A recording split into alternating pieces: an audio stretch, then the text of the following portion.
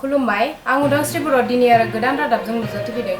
दिनैनि गिबि रादाबानो जादों बिटिआरनि मावफुं गिबि मन्थ्रि प्रमद बर'आ चिरां जिल्लानि बर' बाजाराव दावबायहैना स्वयं शिक्षा अभियाननि अफिसखौ नायगिदिंहैदों। लोगोआव बिटिआरनि मावफुं बिगोमाफोराबो दंफायोमोन।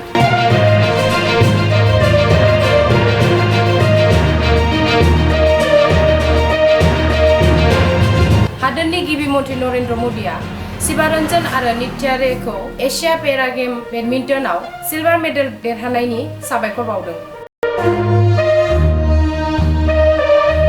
हादोरनि गिबि मन्थ्रि नरेन्द्र मदिआ दिल्लीनि रामलीला ग्रेन्डआव विजया दशमीआव बिबुंथि होयो।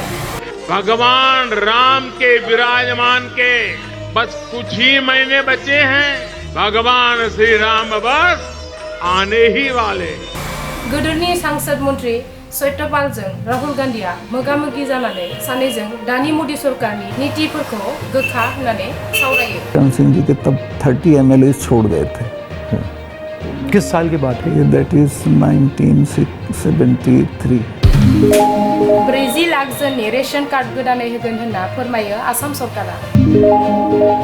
करिमगन्जआव 9 कोटी रांनि ड्राग्स लांबाय थानाय सानै सुबुंखौ पुलिसआ हमदों। बांलादेशनि किशोरगन्जआव रेलगारि एक्सिडेन्टआव 17 जन सुबुंनि जिउ गोमायो। बे जाथाया मालगारिजों सौदावना जायो होनना फोरमायो। दानिया साख्रिनि रादाब। आसाम पुलिसाव 5325 जन साख्रिनि रादाबा 1 नभेम्बर खालारखालि जोबसिगोन। लाइसि लानाया केबिनेट सेक्रेटारियेटआव 125 जननि साख्रि ओंखारदों।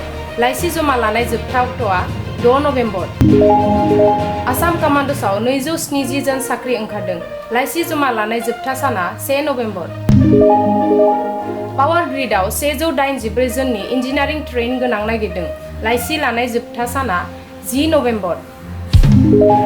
एयारपर्ट अथरिटि अफ इन्डियायाव 496 जन साख्रि ओंखारदों। लाइसि जमा लानाय जोबथा अक्ट'आ 30 November.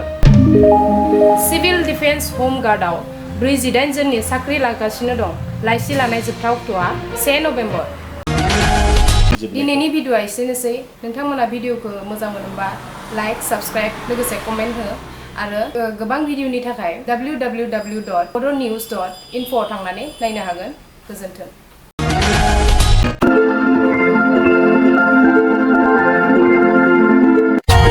For more updates, subscribe to our channel, click the show links and enjoy watching the videos.